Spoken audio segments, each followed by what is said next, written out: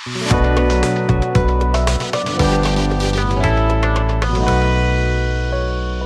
साथियों,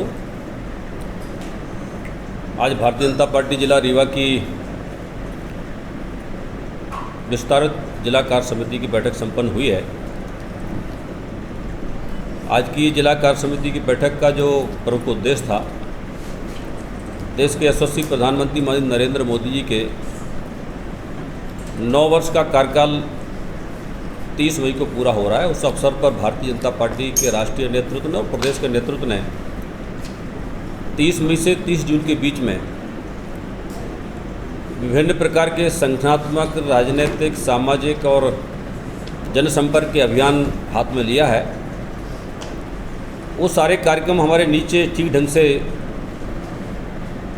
सभी प्रकार के हो सकें, उसके लिए विस्तार से आज चर्चा हुई है। माननीय प्रधानमंत्री नरेंद्र मोदी जी ने पिछले 9 वर्ष के अपने कार्यकाल में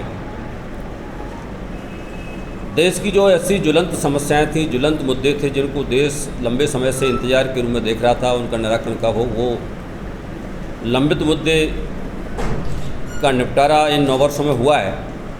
और 9 वर्षों में देश का गौरव विश्व के मान पटल पर बढ़ा हुआ है।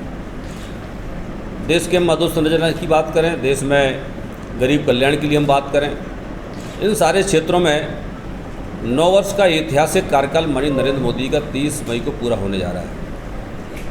इसलिए भारतीय जनता पार्टी के हम सभी कार्यकर्ता, पदाधिकारी देश की जनता के बीच में हम जाना चाहते हैं कि माननीय प्रधानमंत्री नरेंद्र मोदी जी ने 9 वर्ष में किस प्रकार से देश के गौरव को बढ़ाने का काम किया, कौन कौन सी योजनाएं गरीब कल्याण के लिए इस देश में चलाने का काम किया। भारतीय जनता पार्टी का जो लक्ष्य है राष्ट्रवाद, सुशासन और गरीब कल्याण, इन तीनों मुद्दों को लेकर जिस प्रकार से हमारा देश आगे बढ़ रहा है, ये सारे कार्यक्रम हमारे एक लोकसभा स्तर के भी होंगे, विधानसभा स्तर के भी होंगे, बूथ स्तर के भी होंगे, शक्ति केंद्र स्तर के भी होंगे। और इन सभी स्तरीय कार्यक्रम हमारे प्रबुद्ध जन संगोष्ठियाँ भी होंगी, व्यापारी संगोष्ठियाँ भी होंगी, मीडिया के मित्रों की मीट भी हमारे बीच में होगी। विकास तीर्थ, जो बड़े बड़े विकास में जो अधोसंरचना के काम हुए हैं, उन विकास कार्यों के स्तर पर जाकर के वो सारी जनता के बीच में उन विषय को रखा जाएगा। इस प्रकार से पूरा का पूरा एक बड़ा व्यापक कार्यक्रम आज भारतीय जनता पार्टी ने लिया है। उसी को लेकर के आज हमारी जिला कार्य समिति की बैठक संपन्न। जनता पार्टी सरकार बनने के बाद हमेशा ही विधानसभा चुनाव, हर चुनाव के लिए हमेशा तैयार रहती है, क्योंकि चुनाव सामने, उस दृष्टि से भी हम लगातार हमारा प्रदेश का संगठन, बूथ विस्तारक अभियान, हर बूथ पर हमारी मजबूत इकाई बने, उसके लिए हमने अभियान चलाया था। और रीवा जिले में ये अभियान हमारा बहुत सफलता के साथ हमने संपन्न किया है। मध्य प्रदेश में हमारा रीवा जिला सबसे पहले उस अभियान को पूरा करने वाला जिला बना। तो हमारा बूथ जब तक मजबूत नहीं होगा, हर बूथ पर हम 51% से अधिक मत हर हालत में भारतीय जनता पार्टी को मिले। इसके लिए बूथ की हमारी इकाइयाँ बनी, गठित हुई हैं। 30 मतदाताओं पर एक पन्ना प्रमुख की रचना में हमने उसको लिया है। इस प्रकार से हमारे पन्ना प्रमुख बने हैं, पन्ना समितियाँ भी बनी हैं। और आने वाले समय में हमारे बूथ विजय संकल्प अभियान भी हमारे पूरे प्रदेश में चल रहा है। तो भारतीय जनता पार्टी मध्य प्रदेश विधानसभा चुनाव की दृष्टि से भी एक एक मतदाता से जाकर संपर्क करना, सरकार की उपलब्धियाँ उसको बताना और सरकार के जो जन कल्याण कार्यक्रम उसका लाभ दिलाने का प्रयास करना। इसलिए भारतीय जनता पार्टी की अपनी योजना है और हम लोग उसमें लगातार काम भी कर रहे हैं।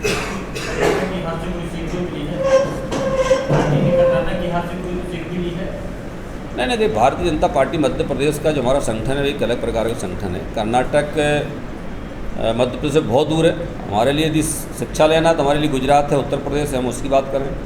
कर्नाटक में जो परिस्थितियाँ थी उसका मध्य प्रदेश से कोई लेना देना नहीं है। तो मध्य प्रदेश का 2003 का जो दिग्विजय सिंह का दौर का मध्य प्रदेश था, जिस प्रकार से बर्बाद मध्य प्रदेश को भारतीय जनता पार्टी ने आबाद किया है, विकास के रास्ते पर लाने का काम किया है, गरीबों के लिए काम किया, सड़कों के लिए काम किया, सिंचाई के लिए काम किया है।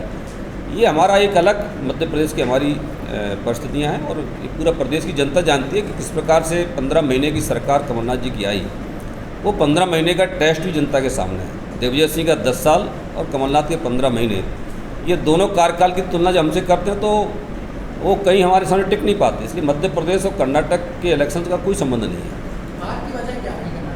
देखिए, मैं तो चूँकि राष्ट्रीय स्तर का काम नहीं करता, लेकिन यदि उसका पूरा हम अध्ययन करेंगे, कर्नाटक में भी हमको जितने पिछले वर्ष के विधानसभा चुनाव में वोट मिला था 36% वोट इस बार ही हमको मिला है। जेडीएस का जो वोटर था वो जेडीएस का वोट टूटा, वो कांग्रेस की तरफ गया, इसलिए कुछ परिस्थितियाँ हमारे साथ आजकल 1-2% में तो सब खेल हो जाता है। जेडीएस का वोटर जो है कांग्रेस की तरफ डाइवर्ट हुआ, और कुछ देश की ताकतें हैं जो लगातार भारतीय जनता पार्टी को कमज़ोर करना चाहती हैं, इसलिए कुछ लोग मतदान के पहले कुछ प्रकार की स्ट्रेटजी बना लेते हैं, इसलिए हमारे मतदाताओं को फर्क नहीं पड़ा, इसलिए वहाँ के जो परिणाम आए इसलिए मुझे बहुत ज़्यादा उसकी जानकारी नहीं है। लेकिन मोटे तौर पर देखते हो हमारा पिछले वर्ष भी जो हमको मिला है। भारतीय जनता पार्टी को छोड़ रहे हैं, कौन? अभी आपके शीर्ष नेता भोपाल में छोड़े हैं। नहीं, ऐसा नहीं है। देखिए, भारतीय जनता पार्टी में तो मुझे नहीं लगा कोई ऐसा नेता, कोई किसी का नाम आप बताइए, कोई नाम बताइए ना। बल्कि भारत, ठीक है, एक उदाहरण हो सकता है, दीपक जोशी जी के पिताजी हमारे पार्टी के संस्थापक सदस्य थे।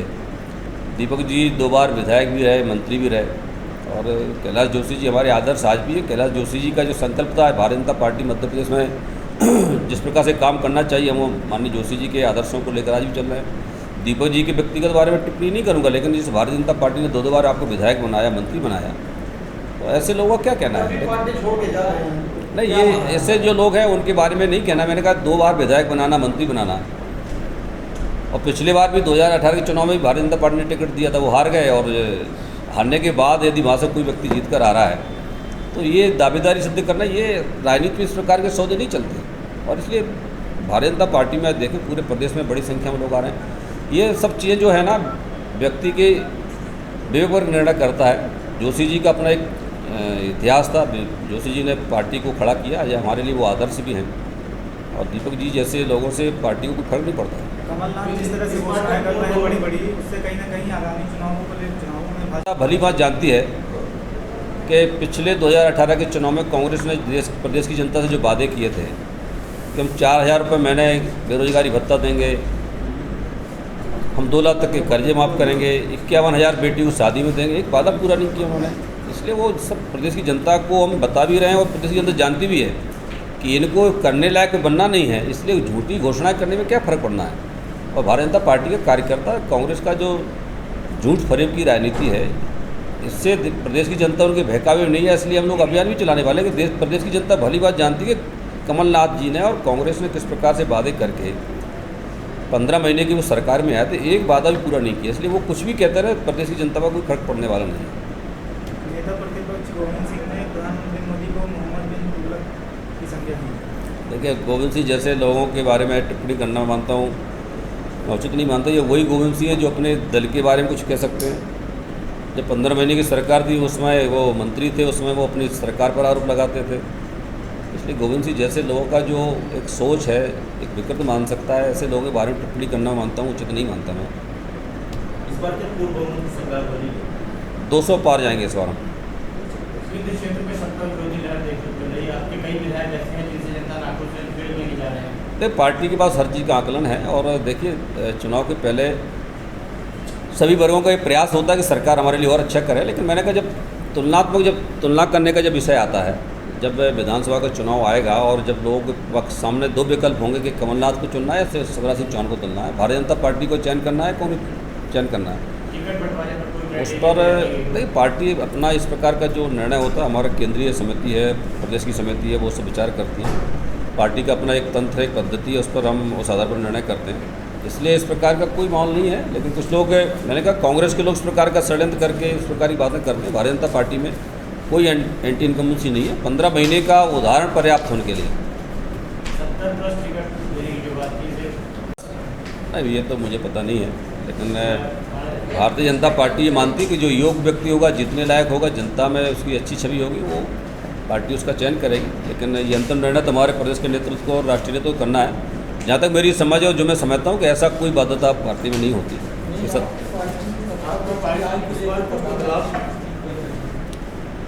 नहीं, ऐसा नहीं है, ये तो कल्पना है, काल्पनिक प्रश्न है। मतलब जो है, मैंने कहा ये इसके लिए मैं अधिकृत नहीं हूँ, क्योंकि ये निर्णय करने का अधिकार मेरा नहीं है। इसके लिए हमारे प्रदेश का कोर ग्रुप है, राष्ट्रीय कोर ग्रुप। लेकिन मैं जहाँ तक मैं समझता हूँ कि इस प्रकार की कोई बाध्यता नहीं होती। जीतने लायक जो व्यक्ति होगा, जनता में जो जिसकी अच्छी छवि होगी। और इस प्रकार के जो लोग होते हैं उसमें ऐसा कोई हार्ड एंड फास्ट नहीं होता, लेकिन प्रयास होता है पार्टी का कि नए लोग आएँ, और नए लोगों में लगता है कोई व्यक्ति उस क्षमता का नहीं है और हमारा 70 ईयर का व्यक्ति चुनाव जीत सकता है तो पार्टी उसमें विचार करना चाहिए। आपकी पार्टी के कुछ पुराने नेता थे जो बीच में कांग्रेस के साथ मिले थे, अब वो फिर से चुनाव आ रहा है, आपके साथ क्या आ रहा है? ऐसे में भारतीय जनता पार्टी में काम करने वाला कार्यकर्ता कहीं भी चला जाए उसका वहाँ भला होने वाला नहीं है, टिकट चाह रहे हैं तैयार नहीं। उसका वहाँ भला होने वाला नहीं है, वो लौट कर ही घर लौट के आता है। सब कार्यकर्ता नाराज है कि खुश है? यहाँ पर अभय मिश्रा की वापसी कैसे पता चल पाया कि बीजेपी में होगी, क्या सही है? किसकी? पूर्व में विधायक नहीं, इसकी मुझे जानकारी नहीं है और यो उनका विषय है। लगातार देखिए, परिवार में कुछ बातें छोटी मोटी बातें होती है, बड़ा परिवार है, इसलिए परिवार में बैठ कर भारतीय जनता पार्टी का कार्यकर्ता कितना भी नाराज हो जाए, लगभग जब पार्टी का विषय आता तो वो कार्यकर्ता सारी नाराज़गी को छोड़ करके पार्टी के लिए काम करता है। इसलिए भारतीय जनता पार्टी के कार्यकर्ता बिल्कुल, ये देखिए, ये भारतीय जनता पार्टी कार्यकर्ता आधारित दल है, उसकी ताकत ही हमारी कार्यकर्ता। नाराज है कि खुश है? खुश है, हमारा कार्यकर्ता खुश है।